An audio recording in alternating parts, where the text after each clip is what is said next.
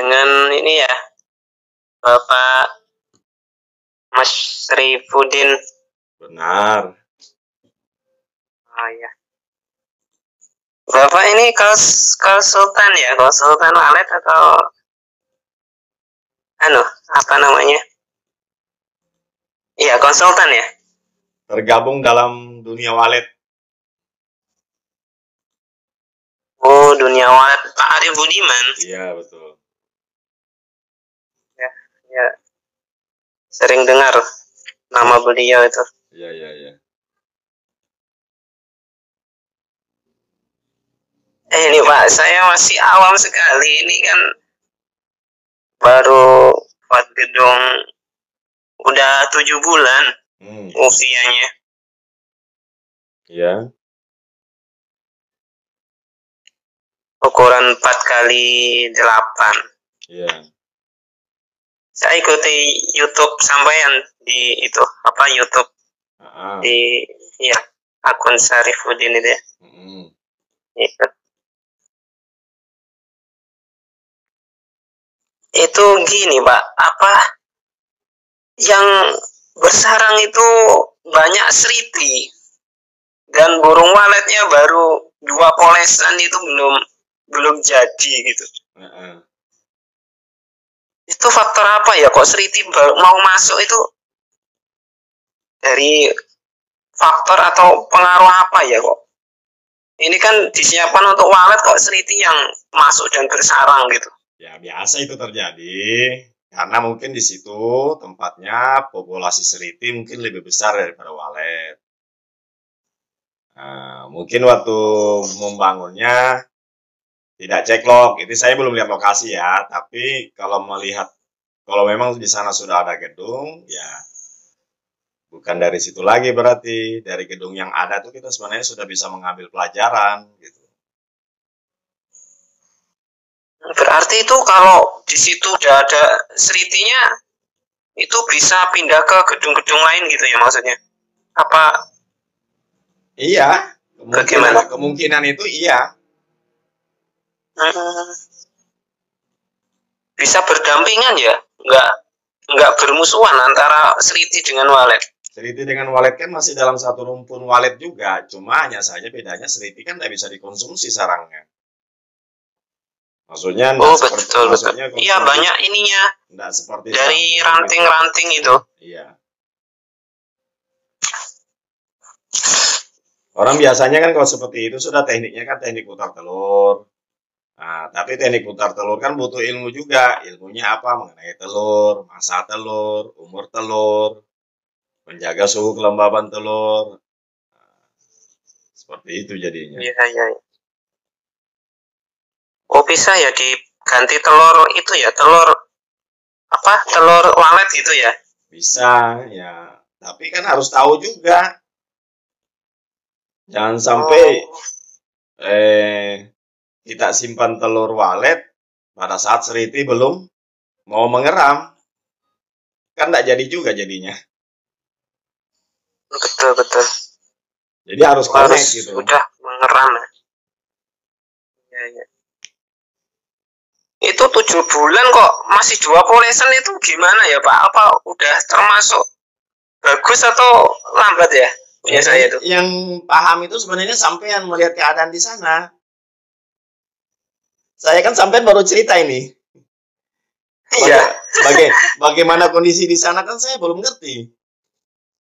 Di sawitan Pak. Nah, kalau di sawitan kan depannya tuh gedung sawit gedung sawit kebun sawit maksud saya. Nah. Sebenarnya kan di situ kan seharusnya kan banyak walet, tapi banyak juga seriti memang. Iya. Nah, kemarin seharusnya walaupun kita di area pakan, ya kita tetap harus cek log juga. Cek lokasi maksudnya gitu. Nah, cek lokasi maksudnya di sini ya untuk mengetahui populasi walet, terus regenerasi walet, ya kan? Sambil melihat. Pakai suara gitu ya Pak? Iya. Suaranya ceklok itu ya? Iya, untuk mengetahui seberapa besar populasi walet, terus regenerasi walet. Maksudnya regenerasinya itu, maksudnya ya ada anakan, ada maksudnya burung anakan, burung yang sudah dewasa, atau burung-burung yang sudah monopos.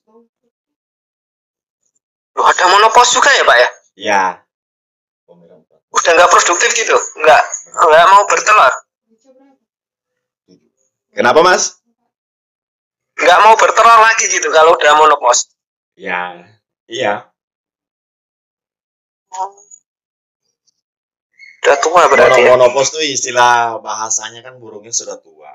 Sudah tidak bisa reproduksi ya. Jadi numpang tidur doang. Iya.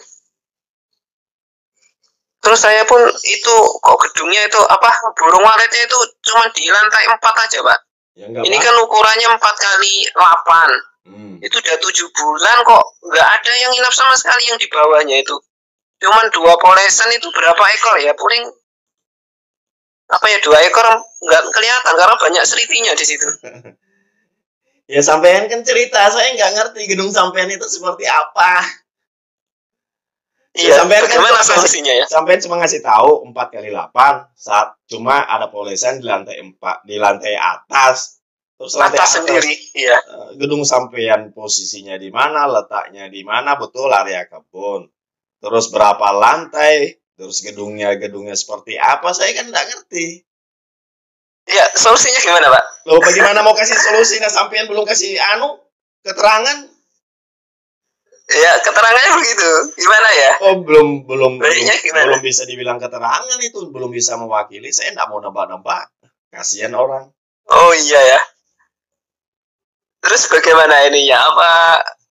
Jadi penjelasannya gini, kondisi lokasi, kondisi alam di sana, ketersediaan pakan, berada di daerah mana, gedungnya semi permanen atau permanen, berapa ukurannya, berapa jumlah lantainya. Terus seperti apa desainnya, tata ruangnya. Ini kan saya harus paham semua untuk menilai. Pakai suara apa, seperti apa sistem suaranya, kenapa banyak serit yang masuk, apa sebabnya. Ini kan perlu ditahu semua klausulnya, sebab akibatnya, sebab musababnya. Baru kita bisa nilai. Iya, betul. Kalau hanya cerita begini, bagaimana saya menilai? Nanti saya dikira dukun walet lagi dibilang. Nggak boleh ya Pak? Ya nggak boleh dong, kasihan. Nanti kita kasih keterangan orang, nebak-nebak, nanti tidak sesuai kan tidak baik. Dan kita kan terkesan asal-asalan. Nah, saya tidak mau. Jadi informasi yang lengkap, informasi yang baik, lengkap, ya kan? Jujur aja tidak masalah. Ngapain kita harus malu gitu kan? Nah, jadi kita ini kan galau Pak ini Pak. Iya asli galau, ngerti. Biasa itu kalau kita baru-baru bangun gedung kan harapannya seperti apa yang diberitakan. Nah, ternyata tidak semudah yang diberitakan. Jadi sebelum bangun cari referensi dulu, informasi dulu. Prosesnya itu seperti apa. Jadi mau bangun gitu kita harus tahu proses. Kalau kita tahu proses, kita tidak terlalu pusing mikirkannya. Sehingga galau munculnya. Benar. Nah, jadi galau itu karena keminimannya kita minimnya kita atas informasi bagaimana cara berbudidaya sarang burung walet, itu akibatnya dari galau. Sebenarnya galau itu tidak ada kalau kita cukup ilmunya, tidak ada galau itu. Iya. Karena melihat kondisi keadaan yang ada, kita sudah bisa memperkirakan, ya kan, bahwa ini akan jadinya seperti ini ya. Jadi kita tidak usah pusing. Jadi kita sudah tahu sebab akibatnya, ngapain kita pusingin gitu. Ya pusingnya galaunya begini Pak, kan termotivasi ya, ada kawan itu buat 1 tahun itu bisa tembus 100 sarang Pak. Ya itu ceritanya itu benar apa enggak, cuman dia sepertinya jujur sih orangnya. Sampean juga harus lihat gedung lokasinya seperti apa, gedungnya sebesar lokasinya apa? Tetangga Pak. Nggak jauh dari, mungkin jarak 1 kilometer lah dari tempat saya. Jauh itu. Jauh ya? Iya. Namanya tetanggaan itu ya 50 meter. Suaranya tetangga itu kedengaran. Itu namanya tetanggaan. Ya. tetangga 40 40 rumahan lah. Iya, satu kilo itu kan bukan tetangga. Suaranya Walidnya teman tetangga itu nggak kedengaran. Itu dia tuh pakai triknya. Makanya saya juga lihat, tapi kok nggak ini ya. Sekat-sekatnya pun ya itu lihat. Gedungnya sama enggak? Ukurannya sama gedung sampean? Ini kawanku itu. Iya, sama. Terus sudah diikutin? Sudah diapa, Pak? Sudah diikutin. Ya sudah sih, kan kita saling sharing gitu. Suruh bikin sekat, dikasih kelar gitu. Tapi ternyata kok beda masih hasilnya, tetap kan? gitu. Beda hasilnya. Apa di areanya yang beda itu menentukan apa hasil juga gitu. Jadi terlepas dari faktor rezeki ya. Iya. Kita cerita di luar daripada itu, karena itu kan bukan kuasa kita kan. Terlepas dari faktor rezeki, ya memang faktor area lokasi itu sangat menentukan. Bahkan walaupun di lokasi yang sama, ya kalau kita cerita rezeki, belum tentu rezekinya sama, ukuran gedung sama, tekniknya sama, suaranya sama, semua sama. Bahkan tetanggaan gitu, tetap hasilnya nggak bisa sama, nggak bisa. Itu sudah menjadi, kalau dalam Islam kan sunatullah lah. Jadi kan rezeki kan ada garisan tangan masing-masing. Cuma kita kan disuruh ikhtiar, usaha, bagaimana caranya. Bisa jadi teknik A tidak berhasil, teknik B berhasil. Bisa jadi teknik C yang berhasil. Kita kan tidak tahu, makanya kita disuruh usaha. Benar. Ini dalam bentuk usaha juga, Pak. Saya nelpon sampai ya. Jadi dari segi ikhtiarnya, ya dari segi keilmuannya, kausalitasnya, artinya kita cerita di luar dari faktor rezeki yang telah ditetapkan. Berarti kita disuruh usaha. Usahanya seperti apa? Pertama, bagaimana sih gedung yang baik itu? Ya, gedung yang baik pertama lokasi yang mendukung. Kemudian dari lokasi yang sudah mendukung, bla bla blanya ya kan. Kemudian faktor gedung ya teknisnya ya sampai ke penataan suara, penggunaan suara, dan peletakan gedung dan teknis lainnya. Semua itu harus dipenuhi dulu gitu. Terus faktor suhu kelembapan, faktor pencahayaan, ini semua teknik-teknis yang ada di dalam gedung. Faktor sirkulasi udara semuanya. Nah, ya seperti itu. Ya itu harus Jadi apa yang sampaikan tuh memang ini ya, ada standarnya ya. Artinya ilmu perwalitan tuh ada bakunya juga ya. Ya, saya kalau ndak begitu kan kasihan orang, nanti malah jadi ndak. Istilahnya kan kalau kita bakukan itu untuk pribadi saya ya. Untuk pribadi saya tentunya baku ini hasil pengalaman, hasil dari pengalaman, ilmu pengetahuan yang kita dapat selama ini belajar dengan Pak Arif, terus pengalaman yang kita dapat sendiri, kemudian kita rangkumkan, kita mengambil referensi bukan dari 1-2 sumber ilmu, mengada-ngada, mengira-ngira gitu. Jadi banyak referensi, belajar dari pengalaman, belajar dari informasi dari teman-teman, keluhan daripada teman-teman. Ini kan semua pelajaran. Nah, dari situ kita bisa ngambil kesimpulan bahwa ini ilmu bisa kita jadikan referensi, kita bakukan untuk diri. Terserah orang mau tidak baku, terserah orang, itu haknya mereka. Tapi bagi saya, namanya saya menyebar ilmu, mengedukasi, ya kan? Ya saya harus bakukan bahwa kalau mau sukses di luar dari faktor rezeki tadi ya, di luar daripada semua namanya ilmu, ya saya bakukan gitu aja. Gitu aja. Walid bisa dipancing dengan suara, ya kan? Ya kan? Itu kan ilmu baku itu. Ya enggak? Iya, Pak. Betul. Entah itu sumbernya dari MP3, entah itu sumbernya dari kantong gresek, entah itu sumbernya dari botol, ya kan? Gesekan-gesekan, kan itu mengeluarkan suara. Artinya, ini kan ilmu baku namanya. Walid dipanggil dengan menggunakan ilmu dengan suara. Artinya kan itu baku namanya. Jadi kalau dibilang ada ilmu walid itu tidak baku, salah juga. Karena untuk membaku ini kan orang jadi yakin gitu nah. Ya kan? Dan kita tidak mungkin juga membakukan suatu ilmu itu kalau memang referensinya tidak cukup. Jadi kita punya patokan, punya standar. Jadi baku ini kan menjadi standar SOP kita.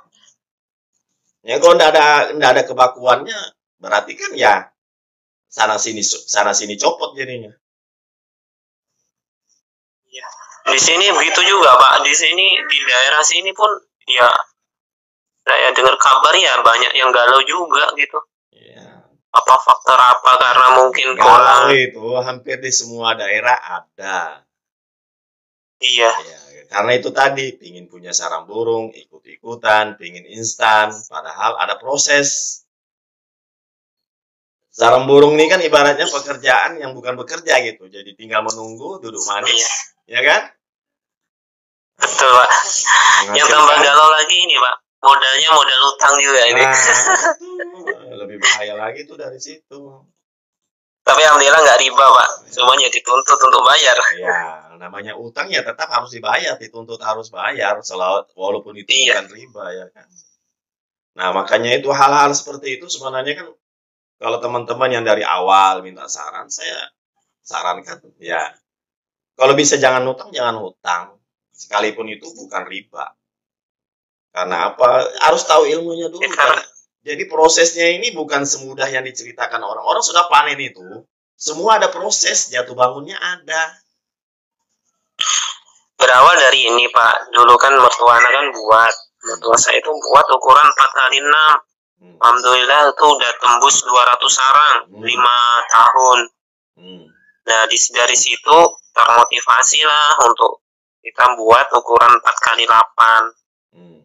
5 tahun yang lalu. Udah 5 tahun lebih. Nah, sampean berapa bulan sudah? 7 bulan. 7 bulan. Ya, dari tahun aja kan nggak bisa disamakan dong.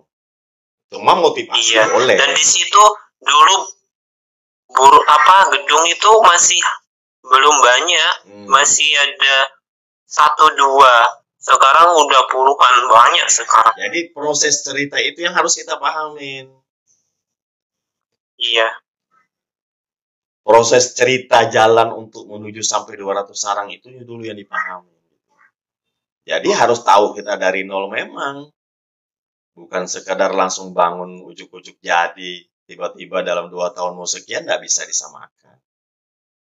Tapi begini Pak, sekarang stagnan ya istilahnya. Ya, itu penyakit setiap gedung-gedung yang sudah sukses. Gedung mertua saya itu sekarang stagnan itu karena banyaknya gedung sekarang membuat itu orang-orang itu di daerah ini. Semenjak itu jadi stagnan ya. Iya. Nah, hal-hal seperti itu kan hal-hal seperti itu kan seharusnya diantisipasi. Ilmu stagnan, menghindari stagnan itu kan ada. Cuma saya belum saya mau share di belum. Nah, jangan dulu. Kalau dengan Bapak Syarifuddin ini Bapak saya Syarifuddin ya. Udin aja bilang. Salah menyebutnya. Pak Udin aja bilang. Oh Pak Udin ya biar enak ya. Pak Edan orang Sulawesi ya, asli ya? Orang tua asli Sulawesi, cuma saya kelahiran Kalimantan. Oh, Masya Allah. Nah, di Kutai saya. Cuma sekarang. Jadi sekarang di Kalimantan ya, di Kutai ya? Ya sekarang bukan, itu kelahirannya waktu masih Kutai dulu. Sekarang kan sudah jadi Kutai Kartanegara. Cuma saya ngerantaunya ke Nunukan. Kalimantan Utara dulu kan Kalimantan Timur. Kalimantan Utara ini kan bagian daripada Kalimantan Timur. Terus pecah provinsi jadi Kalimantan Utara. Sekarang saya di Kalimantan Utara. Di Kutainya itu. Kutai tempat kelahiran ya. Besar sekolah pendidikan di Kutai Samarinda. Sekarang sudah di Nunukan. Berkeluarga di Nunukan, usahanya di Nunukan. Masya Allah. Udah berapa anaknya Pak? Alhamdulillah. Udah banyak ya? 4 baru. Baru 4 ya? Ya. Bapak ini ikut ini ya kayaknya ikut Jaula ya? Iya insya Allah. Ikut apa namanya jamaah tabligh? Oh. Dulu saya pernah ikut juga waktu di Lampung dulu. Masih bujang dulu. Sekarang sudah keluar sekarang kelas di sudah. sini udah ini sibuk dengan dunia kayaknya. Di sini juga nggak ada itu apa namanya, kurang gitu ya daerah. Nggak ada, kalau di kota ya banyak. Iya. Sampai di mana, di Lampung ya? Sekarang saya domisili di ini, dapat istri di Palembang. Oh, Palembang. Di Ogan Komering, Komering Ilir. Kan kemarin kami pernah adakan seminar di Palembang itu. Iya Pak, ada di Pak Arif Budiman ya? Iya. Kan ya, itu ada kawan saya itu ikut. Saya ada di sana kemarin itu. Oh, ikut juga ya? Bukan berarti ikut. Bapak ikut ini ya, udah member apa ya? Udah muridnya langsung ya? Iya, saya kan memang agen dunia walet. Oh, agennya itu ada lagi Pak, yang kemarin itu di sini siapa? Juli apa siapa ya, dari Mas Juli Aang. Ya, kenal Palembang itu setahu saya Mas Aang. Setahu saya Palembang Mas Aang. Yang Juli itu ada di Facebooknya itu. Nggak tahu, mungkin reseller kali. Oh, reseller ya. Bukan agen. Agen kan cuma 17 kalau nggak salah itu. Terbagi, tersebar di Indonesia. Ya itu minat kemarin Pak. Oh, tapi itunya kan ikut seminar kan pakai biaya juga. Jadi diurungkan dulu lah. Ya, memang besar biayanya. Itu yang sudah sukses malah yang ikut itu. Ya sebenarnya kan ya, nambah ilmu. Sebenarnya walaupun kita sudah berhasil, sudah sukses, jangan berhenti nuntut ilmu, karena ilmu ini selalu diupdate. Ya kan, ngikuti perkembangan zaman. Kalau kita masih kaku sama ilmu yang lama-lama, ya sudah ketinggalan. Beda 10 tahun yang lalu dengan sekarang itu beda. Bedanya di mana? Ya mungkin ada teknik-teknik baru yang lebih simpel, lebih praktis, yang kita bisa terapkan di gedung. Terus itu tadi ilmu stagnan. Nah, ilmu stagnan ini kan hampir semua pembudidaya walet itu yang sudah berhasil nanti akan menghadapinya. Nah, cara pencegahannya itu seperti apa? Makanya kita adakan seminar-seminar kemarin itu, salah satunya edukasinya untuk seperti itu. Masalah biaya mahal itu ya karena memang posisinya di mana, acaranya di hotel, ya kan? Iya betul. Kita sewa di hotel kemarin ya. Sewa gedung, ada makannya, ada breakfastnya, apa segala. Sebenarnya sih tidak seberapa. Terus nanti ada grup. Nah, grup itu kita bimbing terus dari grup situ. Selain dapat beri suara, dapat ilmu, nanti di grup juga, di grup member seminar, alumni seminar. Kapan Pak ya ada lagi Pak ya? Ya, saya kurang tahu. Kemarin tuh kabarnya 5 juta ya mau ikut ya? Ya, kemarin itu kalau nggak siap 5 juta. Iya, itu yang udah panen 10 kiloan Pak per bulan itu. Ikut dia tuh. Iya. Cuman kalau ditanya itu ya orang apa ya? Kalau dia enggak apa ya? Enggak open gitu. Ya banyak privasinya lah ya, dia tuh. Ya jelas lah, biasa itu. Kalau privasi. Bapak juga banyak privasi kayaknya nih. Ya kalau ilmu selama ini kan saya bahas kan hanya ilmu-ilmu sesuai dengan kasus gitu. Nah, sebenarnya sih banyak kasus lagi ke depannya, tuh banyak sekali kasus yang menurut kita mungkin itu bukan kasus, tapi sebenarnya kasus.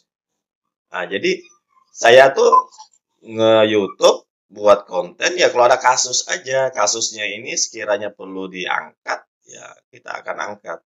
Dan saya nggak mau ujuk-ujuk buat konten hanya sekedar viewer saja. Nah, intinya saya bagaimana ada edukasi di dalamnya itu, nah, ada penjelasan, ada ilmu pengetahuan yang didapat. Ya insya Allah akan ada pahala tersendiri itu Pak ya. Jika ikhlas menjelaskan. Itu kan istilahnya sudah nggak usah dicerita lah yang kalau begitu kan. Kembali ke niat ya. Kembali ke niat masing-masing. Apa niatnya, tujuannya apa, ya sudah gitu aja. Kalau itu Pak yang kontennya Pak, itu kan siapa? Ya ikut anu juga ya, ikut belajar dengan Pak Arif Budiman. Itu gimana Pak konten-kontennya itu? Mengedukasi atau gimana Pak ya? Ya nilai sendiri lah. Saya kan orang awam Pak, kalau yang menilai itu yang lebih mungkin yang berkompeten itu yang lebih. Kita kan sesama YouTube, kita kan sesama YouTube, ya kan, pemain YouTube, sesama pembudidaya walet, ya menilai masing-masing aja. Yang menilai itu bukan saya, biar teman-teman yang menilai. Saya tidak berhak untuk mengomentari beliau seperti apa itu. Nah, tidak perlulah gitu ya kan. Ya sampai ya deket juga ya, kenal ya? Saya tidak kenal. Kenal baik ya? Tidak kenal. Loh, nggak kenal? Tidak kenal. Tapi beliau kan ini ya, ikut juga ya dengan Pak Arif Budiman ya? Oh, wallahu alam. Ini bagaimana ya Pak ya, solusi saya kan ingin mendalami Pak ini Pak. Artinya ya biar nggak galau berkepanjangan, supaya bisa cepat balik modal, bisa mulangin bayar utang juga kan. Jadi sebenarnya begini, ini kan saya kasih dua jalan ya. Iya Pak, gimana? Ya mau yang free atau mau yang jadi member tetap bisa. Kalau mau jadi member tetap kan cukup menggunakan produk Suara Wallet Ban, ya kan? Maka dia akan menjadi member tetap, dan itu selama-lamanya dibimbing, diarahkan terus-menerus gitu sampai berhasil gitu. Nah, isinya begitu. Iya. Itu kelebihannya kalau member. Memang ada timbal baliknya cukup membeli suara aja. Dan sebenarnya dari suara itu sebenarnya untuk menyambung aja sih, ya kan? Bukan tujuannya juga untuk menjual suara, sebenarnya lebih ke edukasi. Ya, cuma kalau suara ya kita bisa bersaing lah, cuma ya tidak seperti yang diwah-wahkan itu, kita tidak mau berlebihan. Nah, untuk yang free ya bisa melalui sama seperti ini juga konsultasi ya, cuma kan kita tidak bisa langsung seketika membalas, ya kan? Tidak bisa langsung kecepatan untuk langsung bisa merespon tuh ya tentu beda ya kan, tentu beda. Tetap kita akan bantu. Iya Pak. Tetap kita akan bantu, tapi untuk sampai sedetil betul itu mungkin tidak sampai ke sana gitu. Nah, bedanya cuma di situ aja. Tapi alhamdulillah banyak juga teman-teman seperti Mas yang kemampuannya sudah bisa di situ aja, jadi juga berhasil juga. Ya saya bersyukur juga gitu. Istilahnya kan kalau dari ilmu kan nonton YouTube konten-konten saya aja kan sudah bisa dapat ilmu. Cuma kan pasti ingin yang detailnya itu kan pasti pengennya kan ada, tahu gitu apa gitu kan, lebih privasinya kan pasti ada gitu.